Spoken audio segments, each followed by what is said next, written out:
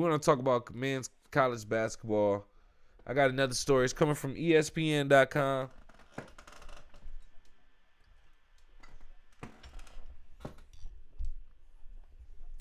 Excuse me.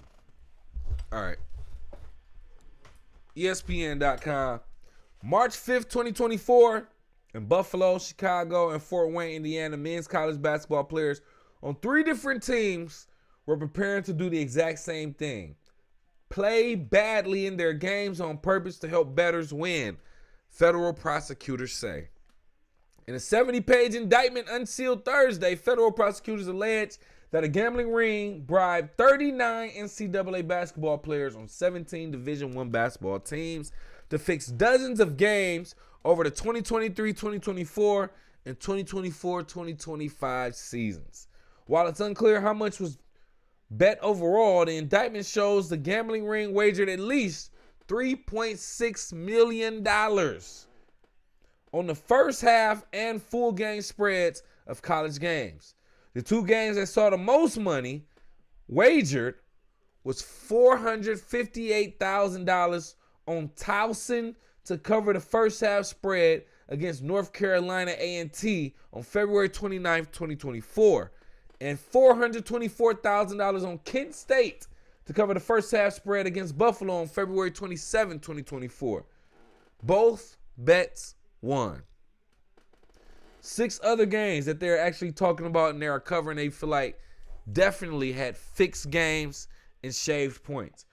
Robert Morris versus Northern Kentucky, February 28th, 2024. Nicholls State versus McNeese State, February 17th, 2024. Georgetown versus DePaul, February 24th, 2024. Tulane versus East Carolina, February 18th, 2024. Fordham versus Duquesne, February 23rd, 2024. And Kennesaw State versus Queens, March 1st, 2024. All under investigation from the feds, which they're saying were fixed games. Now, this was after sports betting was legalized in the United States.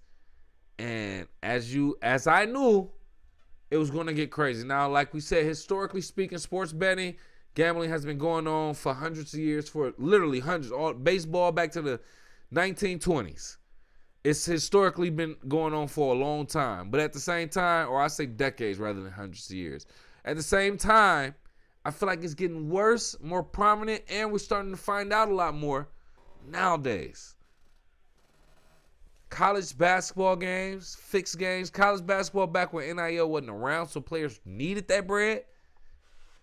Well, this was 2024, 2023, 2024 to 2025 or something like that. So NIL was around, but just players being hungry, greedy.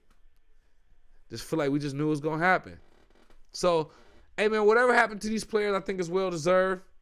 Just give them make them cough up some. Here's the thing, though. For any and all people who bet on these games, especially when sports betting was legalized, do you get your money? I think that's the main thing we need to talk about. Do you get your money back as a legal sports bettor on these games that the players are actually found guilty of fixing? That's what should be talked about. That's what should be talked about. Because that affects all sports betting platforms, essentially. So, yeah, that's a lot to be talking about, a lot to be giving up. It's not worth it, if you ask me personally. But I think we should be keeping our eyes open for more possible sports gambling, sports betting, players shaving points, etc., etc.